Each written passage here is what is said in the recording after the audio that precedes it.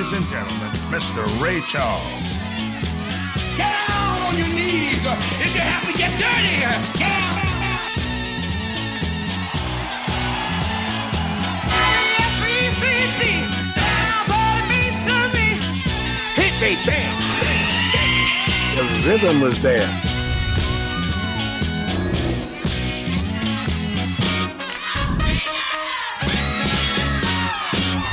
I've been loving you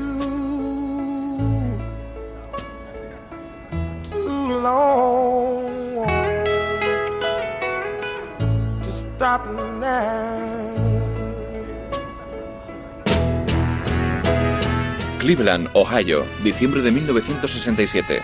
Otis Redding y su banda van de camino a Wisconsin para la última actuación del fin de semana.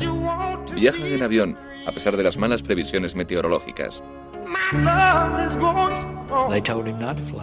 Le dijeron que no volara, pero Otis no había cancelado muchos conciertos en su vida. Estaba orgulloso de no cancelar jamás una actuación, a menos que fuese absolutamente necesario. Su último comentario antes de subirse al avión fue: tengo que ir a ganarme ese dólar. Una expresión que usaba a menudo, ganarme ese dólar.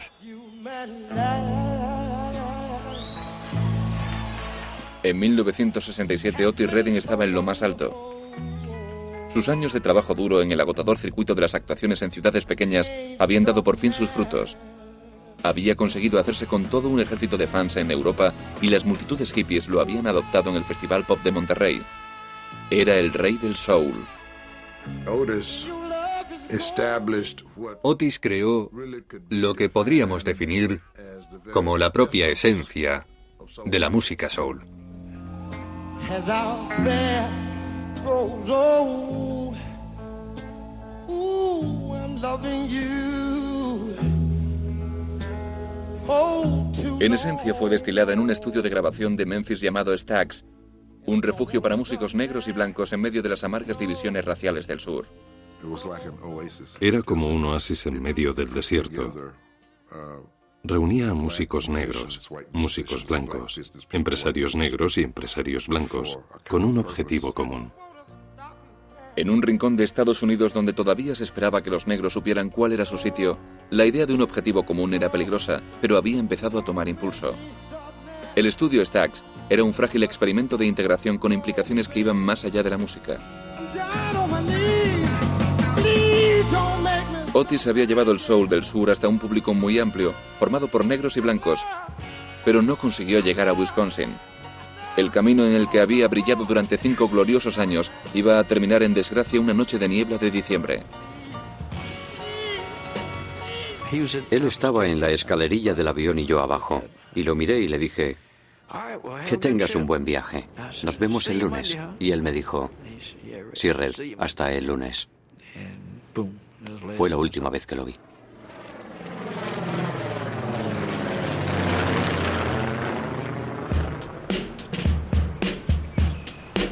Esta es la historia de cómo los músicos blancos y negros se juntaron de igual a igual para crear el soul del sur. Una música destinada a inspirar a toda una generación.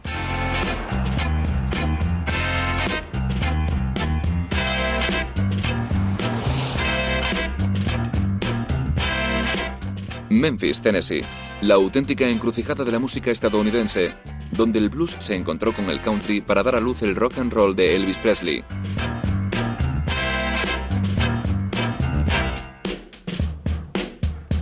A principios de los años 60, este crisol estaba a punto de volver a desbordar. Si no estabas en Memphis en los 60, te lo perdiste. Te perdiste una gran fiesta. Una fiesta que duró por lo menos 10 años. Había música en todas partes. Todos los clubes tenían música en vivo. Memphis tuvo la gran suerte, igual que otras ciudades por las que pasan ríos, de contar con un montón de músicos. Ahora Memphis iba a ser la cuna de una de las músicas más descarnadas y apasionadas que se habían oído nunca, porque allí es donde Otis Redding iba a encontrar su soul. Otis era una fuerza muy potente que venía del pueblo de White Oak, Georgia. y que cantaba en pequeños clubes de toda Georgia, una época en la que él se lo pasó en grande. Su fuerza venía de su familia, de sus raíces, de vivir y trabajar en esa granja, de haber nacido en esa granja. Tenía que alejarse de todo eso y se separó espiritualmente en sus canciones. Otis tenía que irse a la ciudad si quería triunfar como cantante.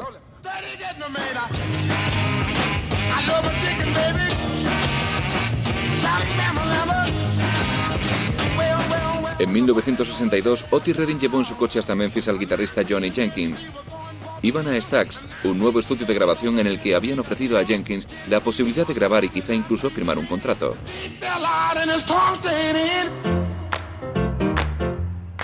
Stax lo habían fundado los hermanos Gene Stewart y Estelle Axton.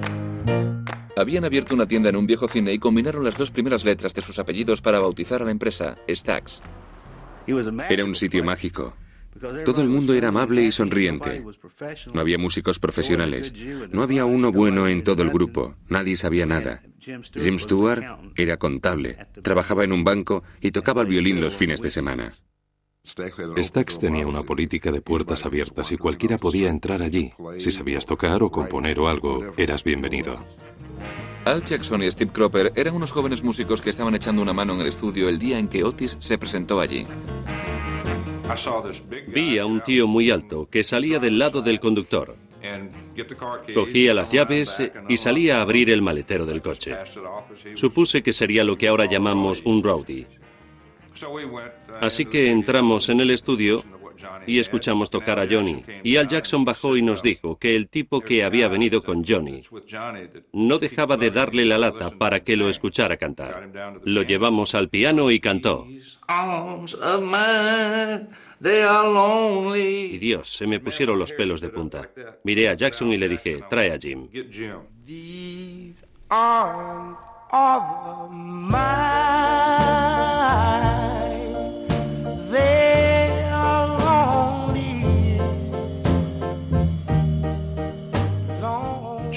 Jim dijo, hay que grabar esto, hay que grabar esto. Se puso muy nervioso. Desgraciadamente para Johnny Jenkins, Otis se convirtió en el centro de atención. Debería haber dejado a Otis en casa, supongo. These Arms of Mine fue el primer sencillo de Otis Redding para la empresa. Y aunque solo tuvo un éxito moderado, su tono suplicante tocó la fibra de Gene Stewart y los músicos del estudio.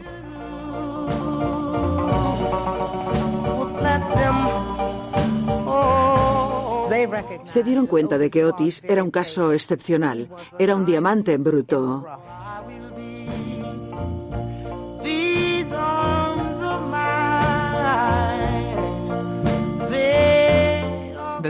La canción es básicamente una expresión de sinceridad, de sentimientos profundos, algo que era muy frecuente entre los afroamericanos del sur. La música era su vía de escape, una fuente de expresión sin inhibiciones. Lo más destacable de These Arms of Mine es que presenta el estilo de Otis Redding sin adornos, un estilo que es suplicante, como un llanto.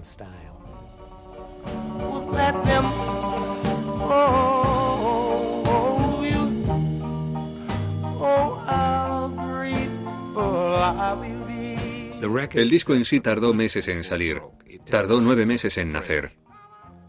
Pero entonces entró en racha en el estudio y todo lo que Otis tocaba se convertía en magia.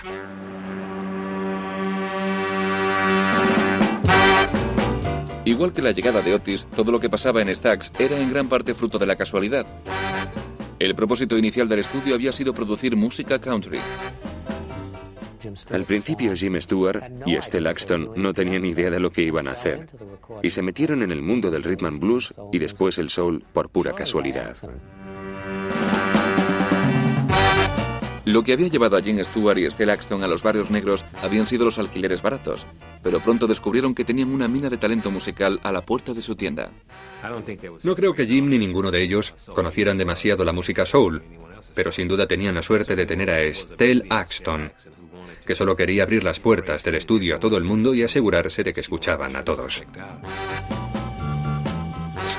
Discos Stax era una rareza. Era como un oasis en el desierto.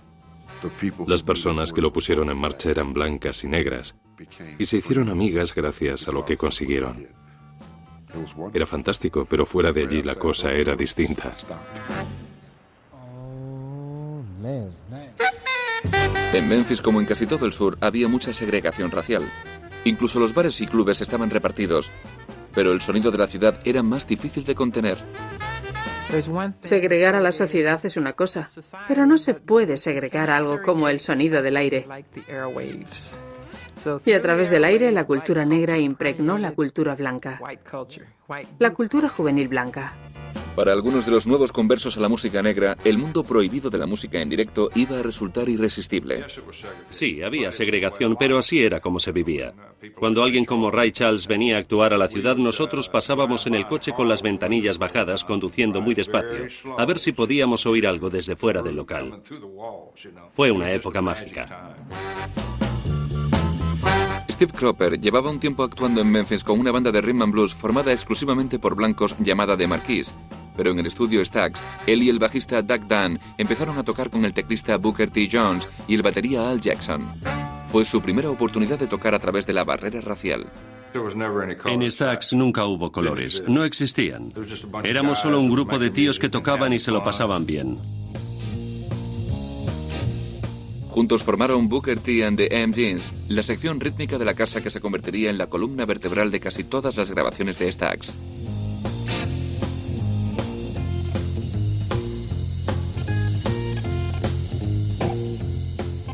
Vi a dos chicos blancos y dos chicos negros que tenían ritmo y que a través de su música generaban una especie de emoción que no había sentido nunca antes. Era descarnado, vigoroso y crudo.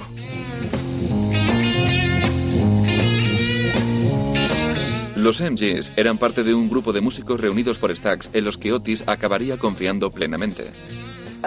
Otis se dio cuenta de que había encontrado una familia con la que podía crecer, que lo respetaba, y enseguida le cogieron cariño. Y esperaban con ansiedad a que él llegara, porque sabían que los iba a llevar un paso más allá. Era una fiesta, era diversión, y todos los que estábamos por allí sabíamos que iba a pasar algo bueno.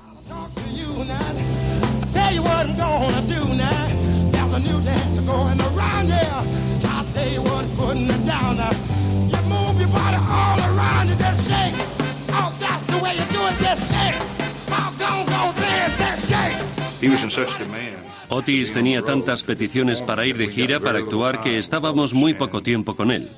Así que cuando podíamos, pasábamos 2 o 3 días seguidos juntos, casi sin dormir. Nos daba igual, éramos jóvenes y llenos de energía. Dormir no era algo que nos preocupara.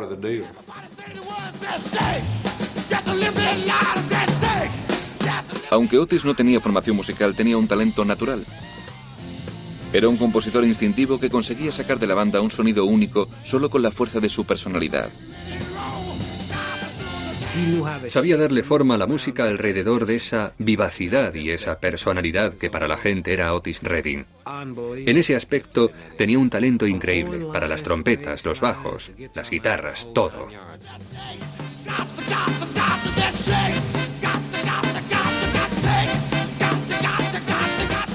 Era el mejor arreglista para bloque de vientos que he conocido. Y siempre me ha inspirado en cómo hacía que las cosas surgieran a través de él.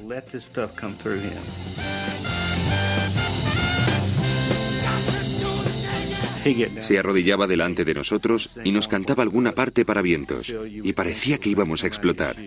Y no paraba de moverse de un lado a otro mientras Doug seguía tocando. Todo el mundo seguía tocando. Y él iba pasando por las distintas estaciones hasta que nos volvíamos locos.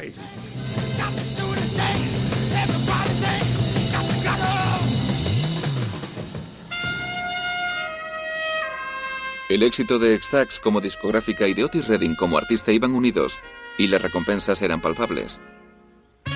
El granjero de Macon, Georgia, había triunfado, pero como estadounidense negro, nunca pudo escapar a la realidad de la vida en el sur.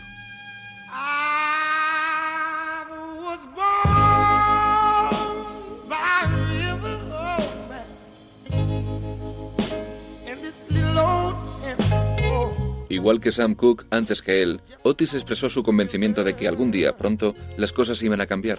La Ley de Derechos Civiles aprobada en 1964 solo había conseguido la igualdad sobre el papel. Pero las protestas pacíficas lideradas por el Dr. Martin Luther King representaban la esperanza de un cambio real, algo que encontraba eco en las canciones de Otis. El clima político del país, especialmente en el sur, tenía mucho que ver con el nivel de intensidad que seguía caracterizando su música, expresando los sentimientos, las tensiones, las contradicciones de la vida en una sociedad segregada.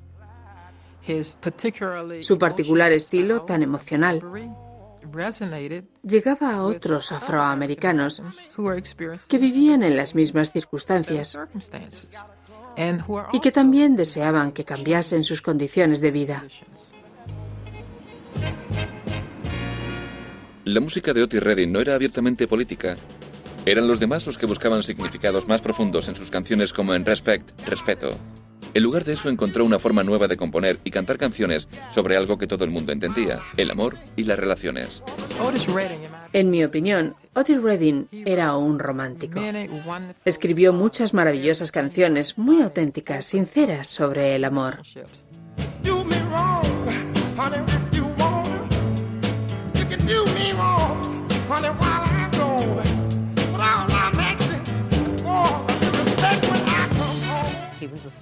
Era un tierrón.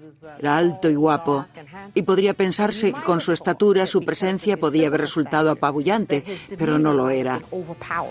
Al contrario, era una persona de hablar suave, muy amable, muy respetuosa.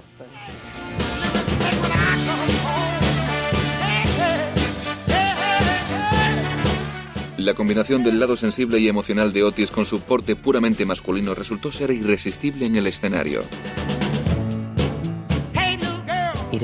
No bailaba. Era más bien torpe. Pero lo que les gustaba a las mujeres en especial era su estilo delicado, que chocaba un montón con su imagen.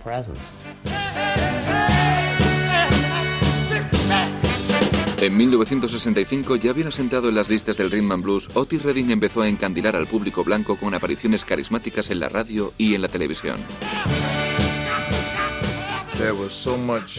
En sus actuaciones había tanta pasión que incluso los que se resistían a pincharlo por la radio tuvieron que reconocer que era un tío carismático. Gracias al éxito de Otis, Stax empezó a hacerse famoso como Soulsville, el hogar del soul del sur.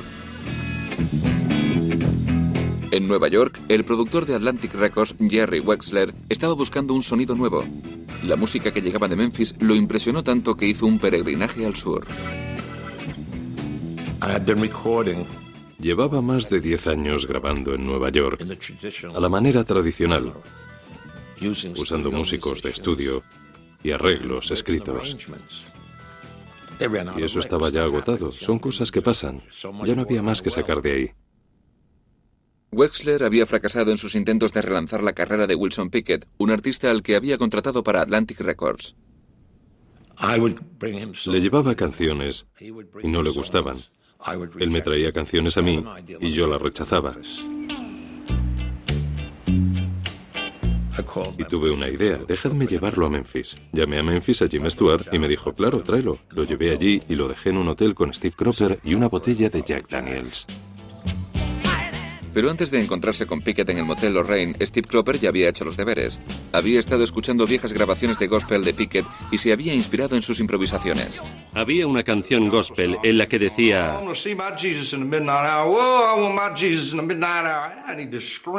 sabía mucho. Y me pareció que era algo propio de su estilo. Yo siempre metía eso en alguna parte de la canción. En la canción gospel, The Midnight Hour, Maybe Jesus, Maybe Soon in the Morning, or Maybe in the Midnight Hour. Y eso fue algo que estuvo apareciendo constantemente. Con todos los respetos al de ahí arriba, nos permitió que tomáramos sus canciones gospel y las convirtiéramos en música pop. Wilson y yo nos caímos bien enseguida.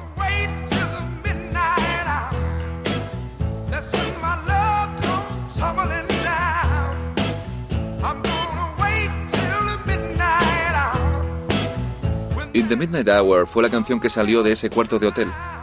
Se convirtió en un gran éxito, pero no antes de que Jerry Wexler hubiera inyectado un poquito de Nueva York en el estilo del sur.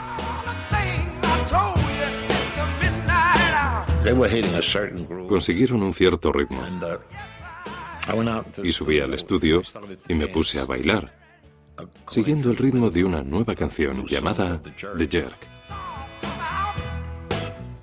Me dijo, oye chico, ¿puedes meter esto aquí? Mete esto. Yo pensé, ¿de qué coño está hablando este tío?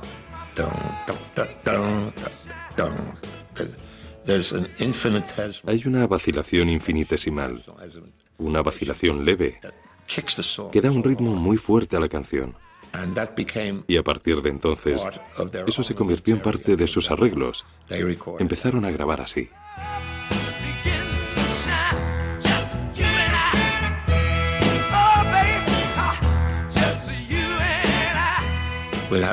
Fue una semana de grabación gloriosa, muchas grandes canciones, muchos éxitos. Fue una fusión de sensibilidades instantánea. Después de pasar a Wilson Pickett por la máquina de Stax con buenísimos resultados, Wexler intentó repetir el truco con otro grupo de Atlantic, Sam and Dave. Aunque no habían tenido demasiado éxito en Nueva York, el dúo no estaba convencido de que el sur pudiera ofrecerles nada. Solo pensé, Dios mío, estoy en el pozo. Es imposible que podamos sacar un éxito de aquí. Me puse a llorar. Literalmente dije que me quería ir a casa, que no quería grabar allí. Les presentaron a los compositores Isaac Hayes y David Porter, pero no sirvió para mejorar la situación. No me pareció que pensaran, qué contentos estamos de estar en Memphis, Tennessee, para trabajar y grabar un disco. La primera vez que nos presentaron el material a Dave y a mí, no me gustó. Me decepcionó muchísimo. Creo que Jerry Wexler era el que estaba más seguro de que la cosa iba a funcionar, mucho más que Sam y Dave. La intuición de Wexler era acertada, y cuando Sam y Dave se metieron en el estudio con Hayes y Porter, los MGs y los Horns encontraron su estilo. Sam y Dave se convirtieron en Sam y Dave gracias a Isaac Hayes y David Porter. Pero para nosotros la colaboración también fue positiva, porque trabajamos juntos de una forma única, especial, que tuvo mucha influencia en nosotros.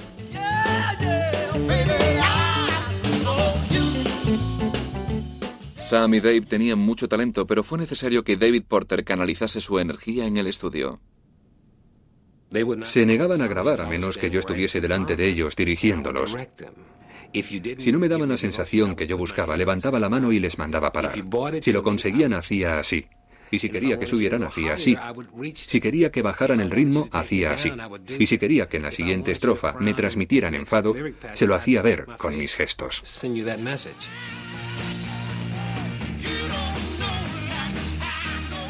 David se ponía literalmente de rodillas con Sam y Dave al micrófono, suplicándoles que cantasen como él quería. Mientras cantaba, él hacía... Le sacaba el soul de dentro, sabía cómo hacerlo.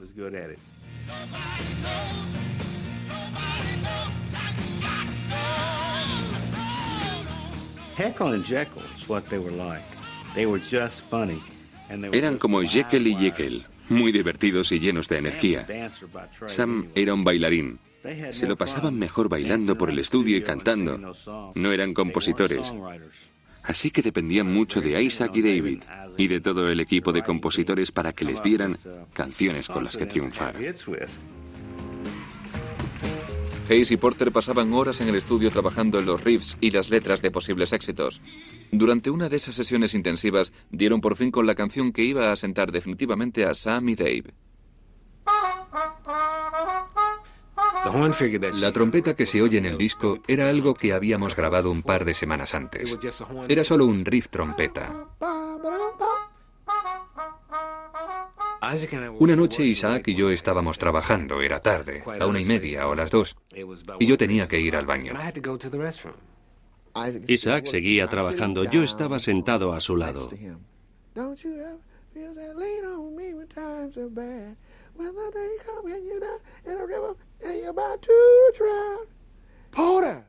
Porter, lo tengo. Porter, ven aquí, Porter. Y a Isaac quería sacarme del baño a toda prisa. Me gritaba, ven tío, y yo le dije, espera, ya voy. Espera, ya voy. Y dijo, ya tenemos título.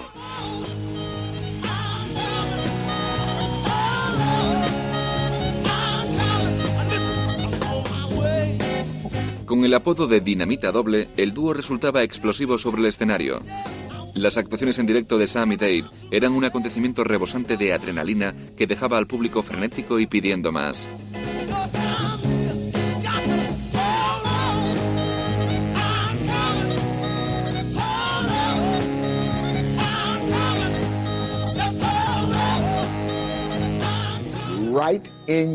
Ante vuestros propios ojos. Esto es lo que habéis venido a ver. Queréis vernos actuar para vosotros y lo haremos para vosotros y sin descanso.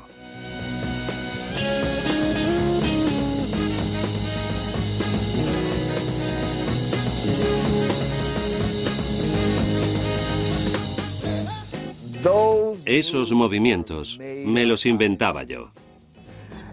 Si hacía algo, si me dejaba llevar y llamaba la atención de Dave en ese momento, si me ponía a improvisar un paso o algo así, él me seguía. Pero no estaba preparado de antemano, no estaba preparado.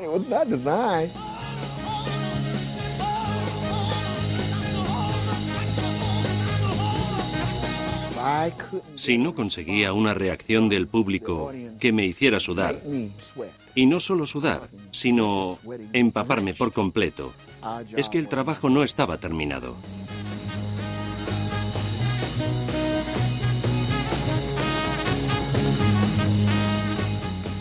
Una vez salté del escenario y no me cogieron. No estuvo mal. Cuando Sam y Dave llegaron a Europa, el dúo de Stax ya había convertido sus actuaciones en un combate de gladiadores. Querían que el público se quedara sin aliento y que el listón quedara demasiado alto para el siguiente artista, aunque el siguiente artista fuera el propio rey del soul. Sam y Dave se lo pusieron difícil a Otis. Se ponía nervioso antes de cada actuación. Estaba entre bambalinas. Y el sudor empezaba a resbalarle por la frente. Era una buena competición. Fue una gran competición. Pero a él le gustaba lo que hacíamos.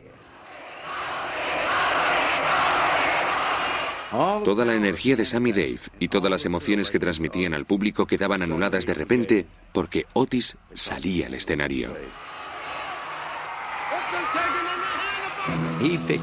Retomaba la cosa donde la habían dejado Sam y Dave y conseguía llevarlo aún más allá.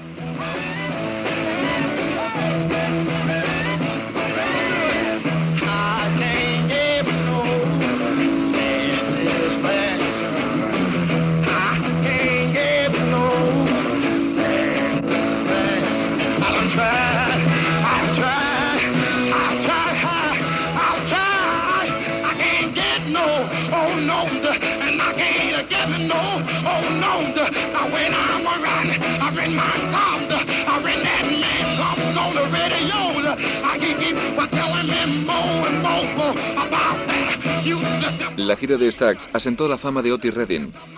Sus fans británicos lo eligieron el cantante número 1 del mundo. Otis había destronado a Elvis Presley. Era algo sin precedentes, algo casi increíble. Pero estaba a punto de aparecer otro pretendiente al trono.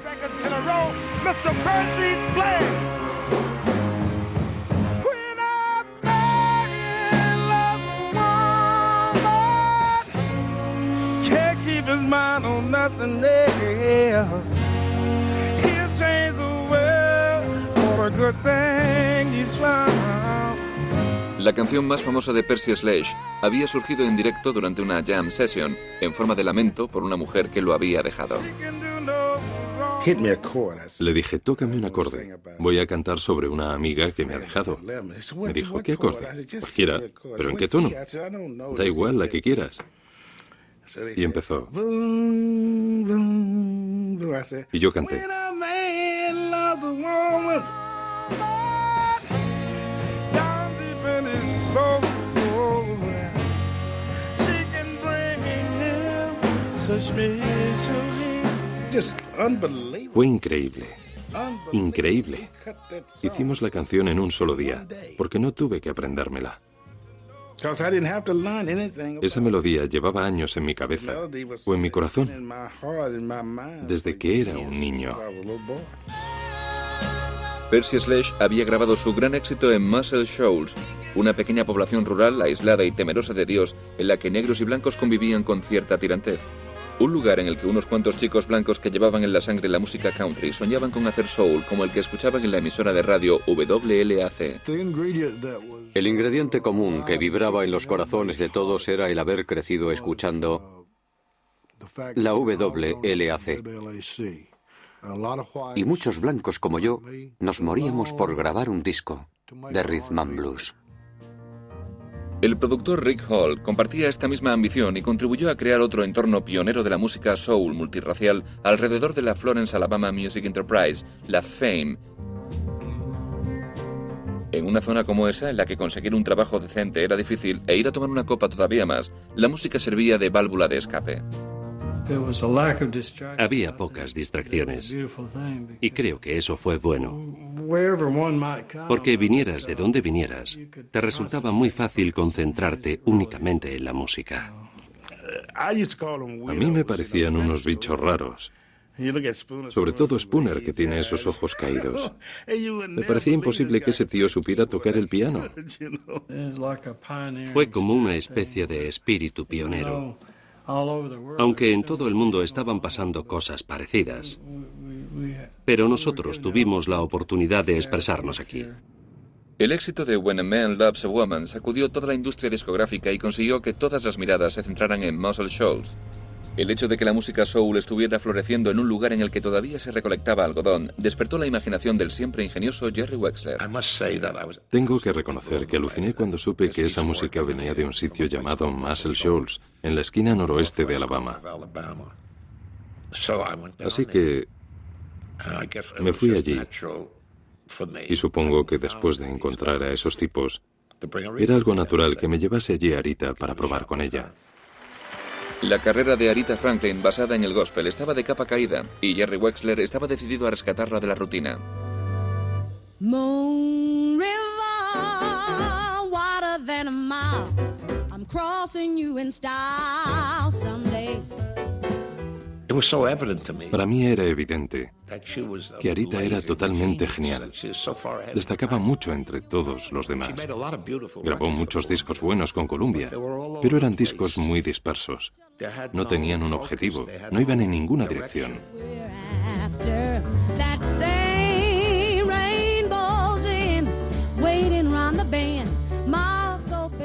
Él quería éxitos. Todos los demás tenían grandes éxitos y yo no tenía ningún disco que hubiera sido número 1. Y entonces firmé con Atlantic Records en 1967.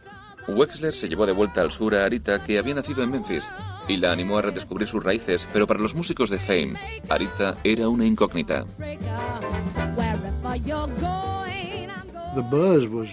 El rumor era que teníamos allí a Jerry Wexler y Tom Dowd, y no había nadie en aquella sala que no pensara que Jerry Wexler era lo máximo. Los músicos son músicos, lo que nunca harán es ir a abrazarte si no te conocen. Esperarán tranquilamente a ver qué tal lo haces.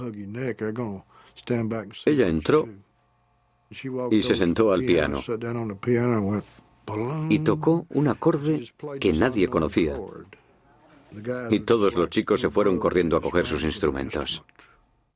Con los músicos ya preparados, Jerry Wexler les mostró una demo de una canción con la que planeaba relanzar la carrera de Arita.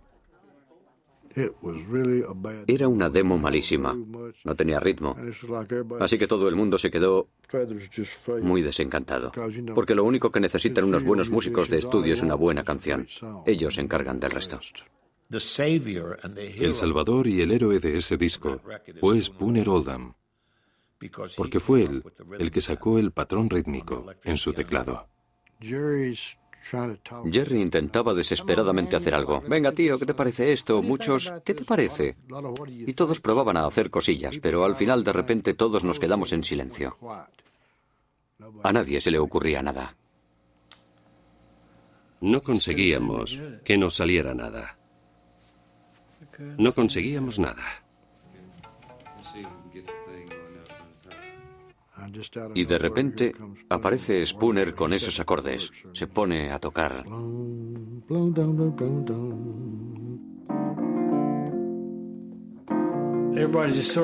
Todos se pusieron a tocarlo, porque por fin teníamos algo. Llevábamos un buen rato intentando arrancar sin nada a lo que agarrarnos. Y ella entró y listo. Todo el mundo se acopló muy rápido. Y en 30 minutos o algo así ya estaba terminada. And I don't know why I let you do these things to me. My friends keep telling me, they tell me that ain't no good, but oh, they don't know that I'd leave you if I could.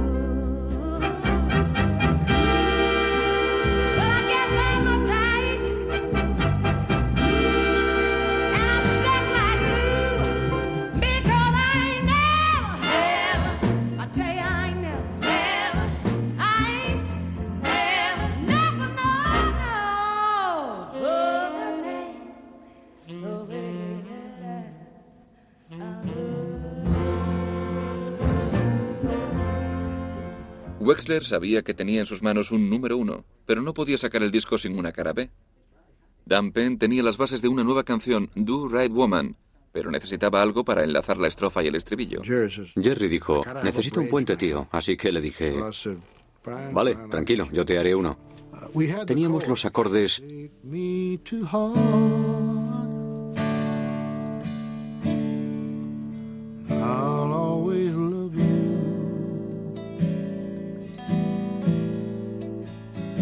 And nobody can make me do wrong. All of a sudden, de repente, Wexler asomó la cabeza por la puerta y me dijo, ¿qué tío? ¿Qué tienes? ¿Ya está? Y yo le dije, esto es lo que tengo, Jerry. Y él dijo, se me ocurre la siguiente línea. Le pregunté, ¿cuál? Y yo le dije, gracias.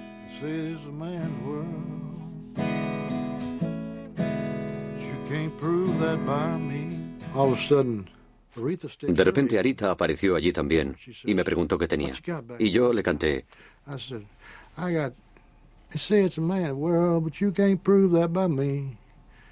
Y dijo, oh, se me ocurre cómo seguirla. Y le dije, ¿cómo?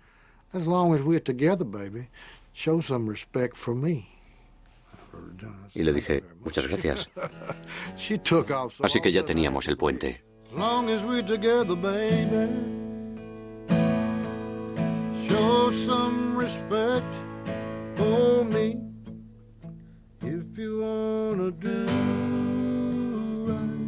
Todos brindaron para celebrar que ya tenían la canción, pero el ambiente ya estaba tenso a causa de la mala relación de Arita con su marido Ted White, y la bebida acentuó las tensiones. Empezamos a trabajar en Do Right Woman, pero la sesión terminó de forma caótica, porque Ted White, que entonces era marido de Arita, se metió en una pelea con uno de los trompetistas. No recuerdo quién fue, pero recuerdo el incidente. Quizá fuese yo mismo. Alguien le pegó porque le había hecho daño a Arita y al final volvieron a Nueva York enfadados. Wexler siguió a Arita de vuelta al norte armado solamente con el esqueleto de la cara B, Do Right Woman. Teníamos batería, bajo y guitarra rítmica. Ni siquiera guitarra principal. Ellas terminaron el disco, Arita y sus hermanas.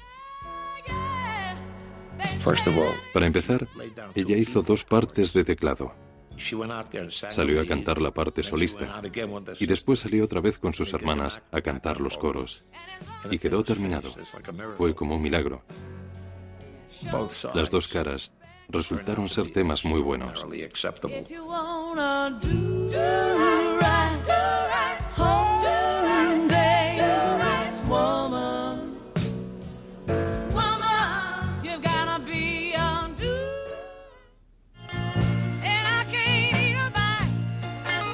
Aunque las canciones se terminaron en Nueva York, Aretha Franklin había encontrado su sonido durante aquella accidentada noche en Alabama. I Never Loved a Man, junto a Do Right Woman, fue directa a lo más alto de las listas de éxitos. Fue el primero de mis discos que vendió 1 millón de copias. I Never Loved a Man the Way I Love You.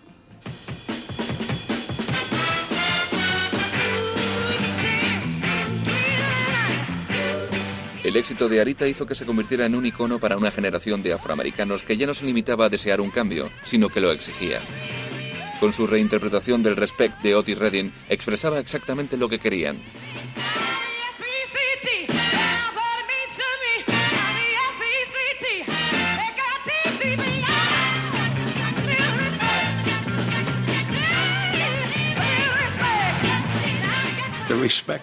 El respeto del que hablaba tenía que ver con el respeto social, el respeto entre sexos, el respeto racial, pero también tenía que ver con el respeto en la cama. La gran comunidad afroamericana, en especial las mujeres, se identificaron con la versión de Aretha y con la convicción con la que exigía que su pareja la respetara.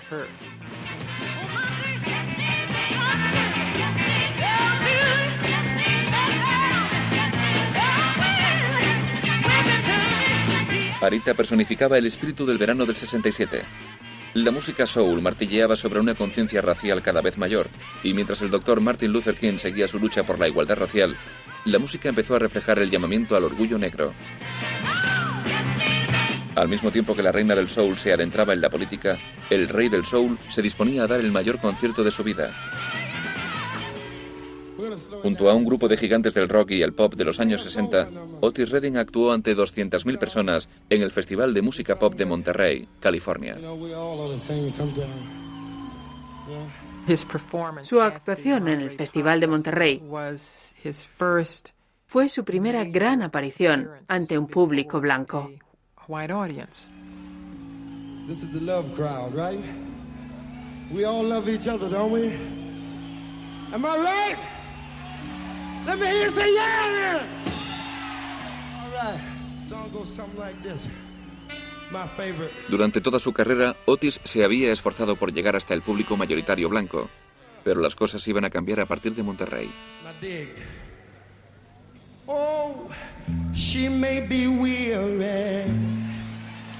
Them young girls, they do get wearied wearing that same old miniskirt dress. Yeah, yeah, yeah. El festival llevaba solo 2 días en marcha, con toda esa gente del verano del amor y todo eso. Y ya era único, ya se sentía ese algo especial. Y cuando aparecimos con Otis Redding, creo que estaban esperando justo eso, porque fue algo increíble.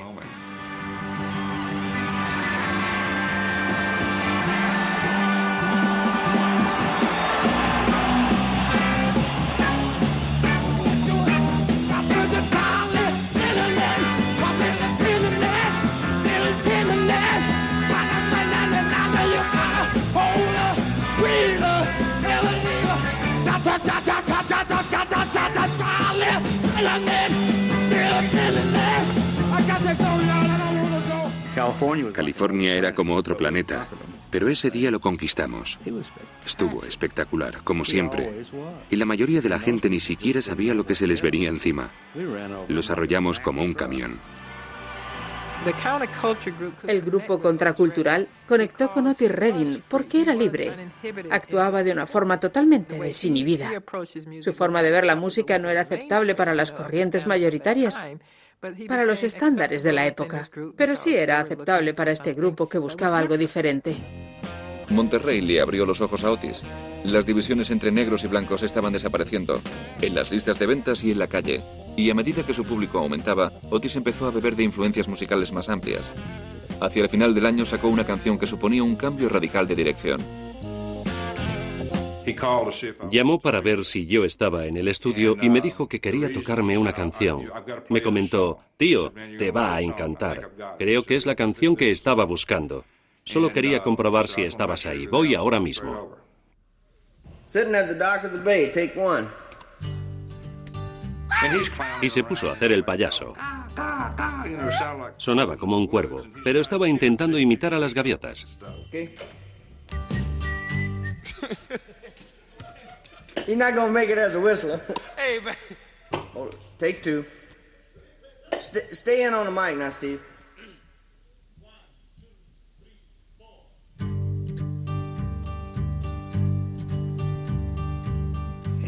Me tocó Dock of the Bay y me dejó pasmado.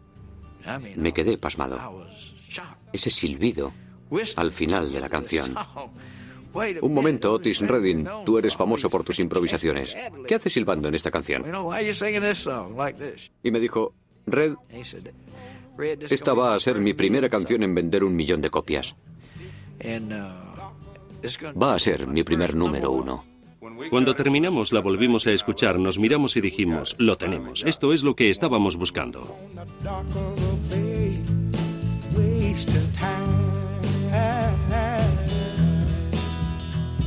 I left my home in Georgia and I headed for the Frisco Bay. Unas semanas después de grabar Dock of the Bay, Otis y su banda ya estaban otra vez de gira volando hacia Madison, Wisconsin, donde iban a actuar. Pero nunca llegaron. Estaba viendo un partido de fútbol. Estaba nevando. Y de repente apareció en pantalla que el avión de Otis se había estrellado. El avión de Otis Redding se estrelló en las aguas heladas del lago Mainona, a las afueras de Madison, y todos los que iban a bordo murieron. Miles de personas acudieron a su funeral en Macon, Georgia, para llorar a la mayor estrella del soul del sur.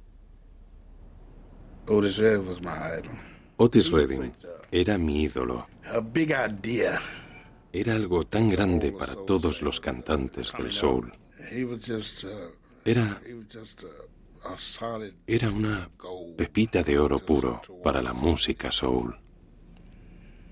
Y en Stax, su pérdida también se dejó sentir. La muerte de Otis se llevó la vida de las venas de Stax.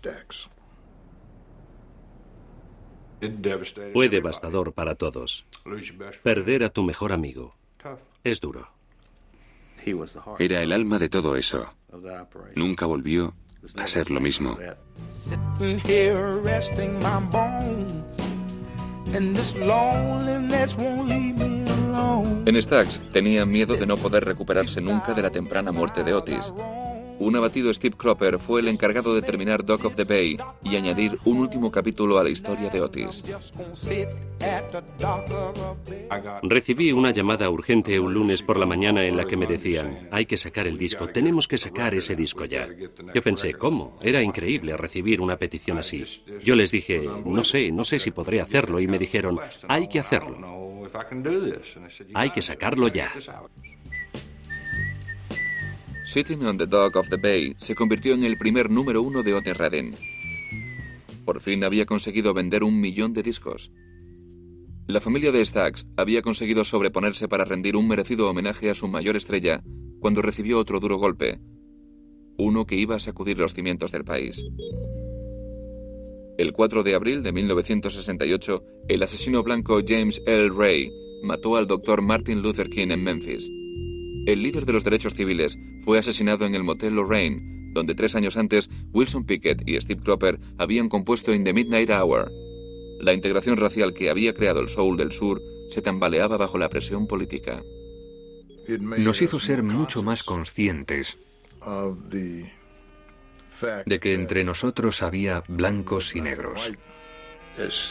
Esa fraternidad entre músicos negros y músicos blancos se resintió tras la muerte de Martin Luther King. Todo cambió. El sueño de la integración había terminado. Estaba a punto de surgir una nueva fuerza en la música soul.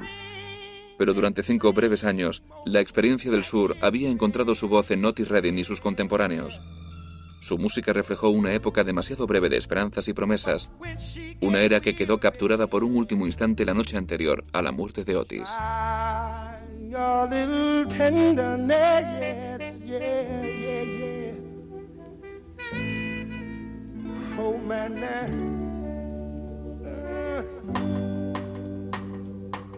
Now I know she's waiting, just anticipating for things that she'll never possess. No, no. But while she's there waiting, try just a little bit of tenderness. That's all you got to do.